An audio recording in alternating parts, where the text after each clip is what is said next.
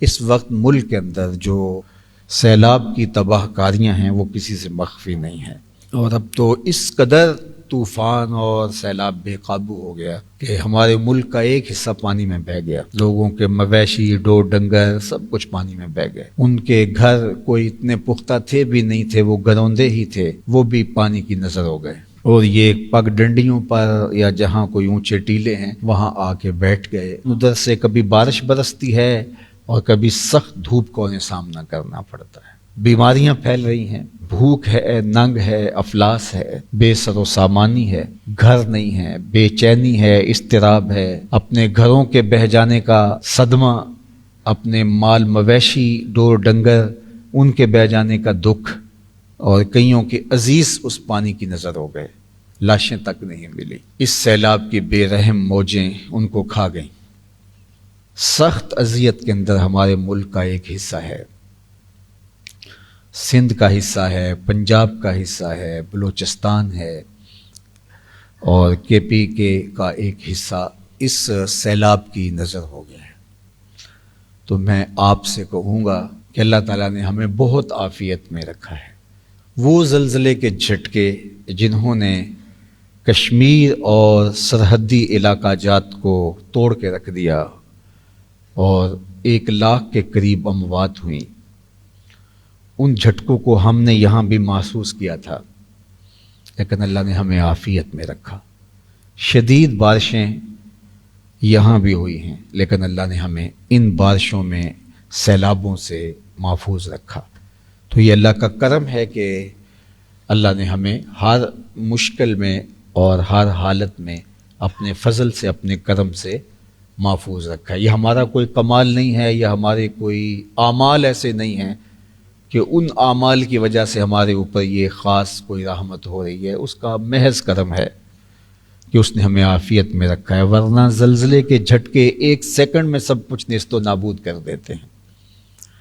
اور سیلاب اور طوفان اور تیز آندیاں یہ کچے اور پکے مکان کچھ نہیں دیکھتے، سب کچھ اڑا کے لے جاتی ہیں۔ قرآن مجید کے اندر قوم عاد، قوم سمود، اہل مدین اور اصحاب الرس ساری کہانیاں موجود ہیں، مضبوط چٹانوں میں جنہوں نے اپنے گھر بنائے ہوئے تھے، اور کہتے تھے ہمارے نہ کچھ طوفان بگاڑ سکتے ہیں، نہ سیلاب ہمارا کچھ بگاڑ سکتے ہیں، لیکن پھر ان کے نام و نشان مٹ گئے۔ اللہ فرماتا ہے کھجور کیے گرے ہوئے تنوں کی طرح پڑے ہیں، کسی کو تیز ہوا نے، یا کسی کو سیلابوں نے، کسی کو زلزلوں نے آ لیا۔ تو میں آپ سب لوگوں سے عرض گزار ہوں کہ ان مجبوروں کے لیے ایک تو فوری دوائیوں کی ضرورت ہے، خوردنی اشیاء کی ضرورت ہے، اور ہماری وہاں جو دوست کام کر رہے ہیں ان سے بات ہوئی، انہوں نے کہا ان سب سے بڑھ کر کے خیموں کی ضرورت ہے، اور ان کے لیے جو ہے وہ مستقل آباد کاری، جب پانی اترے گا تو مکانات کو تعمیر کرنا، جو تھوڑے بہت رہ گئے ہیں تو ان کو دوبارہ ان کی چھتیں سیدھی کر دینا، یا جو بالکل منہدم ہو گئے ہیں تو اگر کچے ہیں وہ تو بالکل ختم ہیں، اگر پکے مکان تھے تو اینٹیں بکھری ہوئی ہیں تو دوبارہ ان کو جو ہے وہ کھڑا کر دینا۔ وہ کوئی بہت لمبا کام نہیں ہے، ایک مکان کا کوئی 5 لاکھ 6 لاکھ کے قریب وہ ایک مکان دوبارہ ایوریج کھڑا ہو سکتا ہے۔ اتنے پیسے تو ہم واش روم پہ لگا دیتے ہیں، اس سے زیادہ لگا دیتے۔ اگر 500 گھر ہیں ہماری سوسائٹی کے اندر، ہر بندہ یہ طے کر لے کہ ایک مکان میں نے تعمیر کر کے دینا ہے اور 4 سے 5 لاکھ روپے اس پہ لگے گا، تو یہ کیا مشکل ہے؟ ایک غریب کے گھر کے اوپر چھت آ جائے گی اور اس کی اشک شوئی ہو جائے گی، دوبارہ اپنے گھر میں بیٹھ جائے گا، اور اس میں کئی ایسے بھی ہوں گے جن کے کچھ عزیز پانی میں بہہ گئے ہوں گے،